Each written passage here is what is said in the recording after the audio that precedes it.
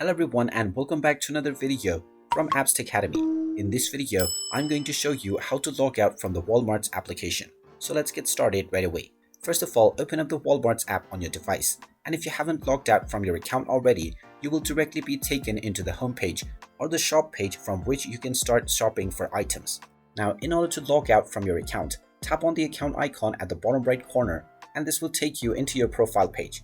Scroll all the way down and you will see the sign out button above the privacy options. Go ahead and tap on it and now you will be signed out from your account on Walmart right away. However, you will still be able to use the application to view various different items. You can try clearing your application cache if you wish to remove all of the saved data within the application. And there you have it. That is how easy it is to log out from your account on Walmart. If you find this video helpful, make sure you hit that like button and subscribe to our channel if you haven't done so already. Also ring that notification bell to never miss another update from us. Thank you for watching and I will see you again in the next video.